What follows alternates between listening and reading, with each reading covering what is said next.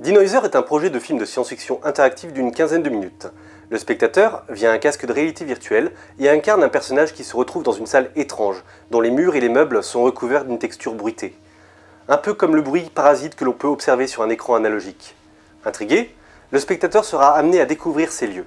Au centre de cette pièce se trouvent des formes géométriques flottantes librement dans l'espace. En tournant autour de ceux-ci, le spectateur se rend compte que ces objets forment un œil qui se met soudainement à s'animer. Cet œil se présente sous le nom de File. Celui-ci harcèle le spectateur de questions. Qui est-il?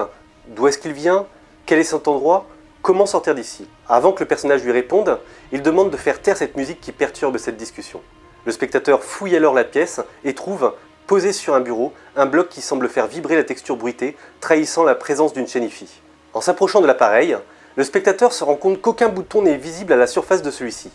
Il se met donc à palper l'objet, à la recherche d'une interface, et constate que le mouvement de ses mains influe sur l'apparence de la texture ainsi que sur la musique. En bougeant sa main gauche, il change la fréquence du bruit, et en bougeant sa main droite, il en change l'intensité et sa couleur. Le spectateur va donc devoir successivement bouger ses mains d'une certaine manière afin que la chaîne hi-fi retrouve son apparence d'origine. La musique va elle-même se retrouver plus mélodique, plus harmonieuse. Une montée musicale va accompagner les rayons du soleil passant à travers une vitre. La lumière du jour se propage dans toute la pièce et va pouvoir rendre à certains objets et surfaces leur apparence d'origine. Le spectateur va se rendre compte qu'il s'agit d'une chambre d'adolescent. File a l'air tout excité à cette découverte. Il s'agite frénétiquement. Il constate que les posters et la télévision de la chambre sont encore bruités et se rend compte qu'un coin de la pièce est resté dans l'ombre. Le spectateur s'y dirige et appuie sur un bouton qui allume une lampe posée sur une table de chevet. Sur celle-ci se trouve aussi une boule à neige de souvenirs ainsi qu'un cadre photo.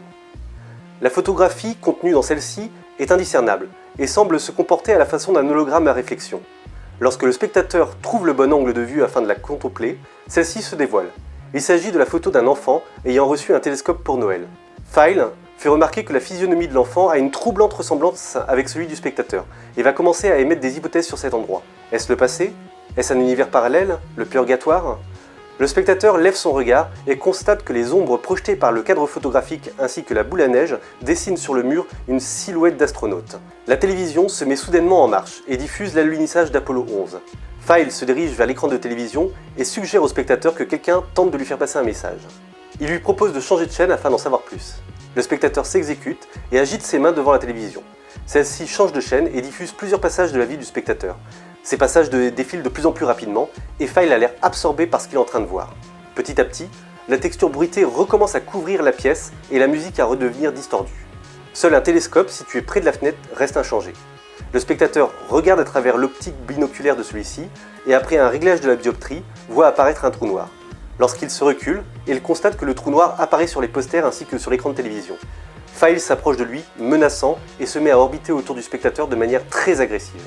Il lui révèle que cela fait très longtemps qu'il vit à cet endroit, assez longtemps pour savoir qu'il n'y a aucune sortie possible, et que la seule chose qui peut l'empêcher de sombrer dans la folie est de se nourrir de l'expérience de vie d'autres personnes échouant dans ce lieu. Maintenant qu'il a absorbé les souvenirs du spectateur, il n'a plus besoin de lui. Le spectateur agite les mains afin d'éloigner File, ce qui enlève momentanément la texture bruitée des objets se situant derrière lui. En procédant de cette manière, le spectateur parvient à rendre l'apparence d'origine d'un miroir sur le mur. Il se voit dans une combinaison d'astronautes. File lui révèle qu'il se trouve au sein de la singularité d'un trou noir dans laquelle le spectateur s'est aventuré. Le miroir se brise et tout le bruit environnant de la pièce s'agite, alors que File grossit inexorablement. En tournant autour de celui-ci, le spectateur se rend compte que l'arrière de File forme un espace concave ouvert sur un autre endroit, comme une sorte de portail. Le spectateur entre dans le portail et accède au monde de File, notre réalité. Afin de progresser dans l'histoire, le spectateur aura à interagir avec le monde virtuel.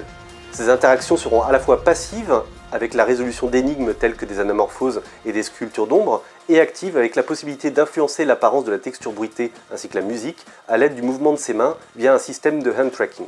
Afin d'améliorer l'immersion, une réplique de l'environnement virtuel sera également présente dans l'environnement réel dans lequel se meut le spectateur. La musique sera adaptive afin de permettre à celle-ci d'être assez discrète tout au long du film, tout en renforçant les moments où le spectateur influe sur l'histoire. Cette musique minimaliste sera constituée d'un thème mélodique caché sous un son bruitiste et distordu.